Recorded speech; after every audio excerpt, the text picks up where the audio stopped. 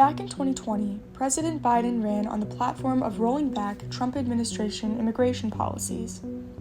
Now he supports a bill with the toughest set of border security reforms we've ever seen. So how did we get here?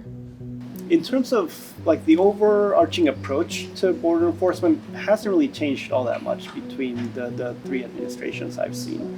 And it's pretty bipartisan, the idea of, what do they call it, enforcement through deterrence, right? Everybody doubles down on strategy. And the idea is that if you make crossing the border illegally so difficult, nobody will cross. It doesn't work. Separation of families wasn't good at all. It's not a good look for the United States. It's not a good look, as a nation. In actuality, while the Biden administration did take steps to roll back many Trump-era policies, including Biden's development of many parole programs and a reduction in deportations, he also left many in place, with some seeing Biden's policies as more similar than different to former President Trump's.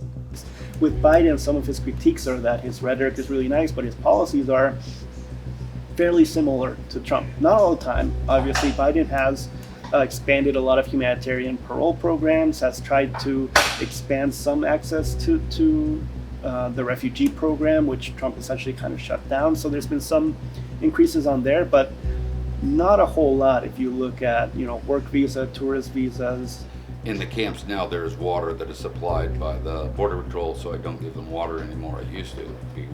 The water from the Border Patrol is a fairly recent, event. It's different than it was before December, where there were people staying in the camp for 3 or 4 days at a time. They actually would be in great trouble if we weren't feeding them and giving them water and doing all that stuff. These people who are here now are usually in the camps for, max 12 hours. An example of this is Title 42.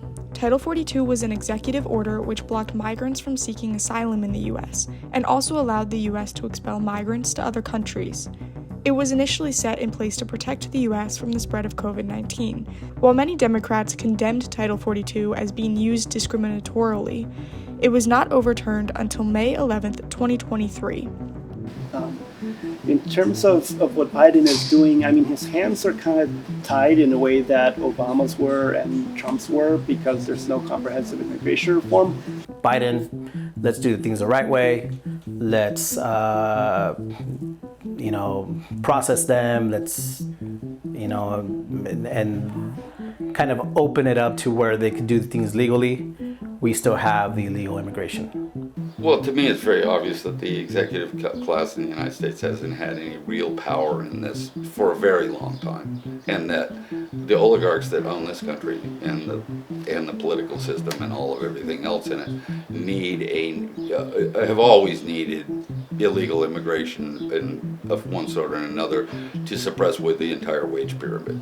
Both political parties, to a certain extent, benefit from a broken immigration system. At one point, they both raise a lot of money from it, right? From the Republican side, you can point to it and say the border is broken, people are getting in, and it's a national security concern. Give us money to get Democrats out and shut it down. From the Democratic side, you can say, look, the Democrats or the Republicans are trying to round up immigrants and deport everyone and rip families apart and put kids back in cages. Give us money so we can prevent them from doing that. More recently, why has President Biden switched gears, showing more outward support to secure the border? According to many polls, immigration has become a much more important issue among Americans and could influence the election.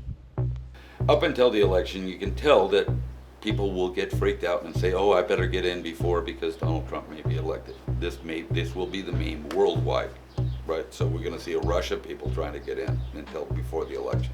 For obvious propaganda reasons, they're going to be sold. That's the idea. Then Trump will win because he's obviously going to win unless you shoot him.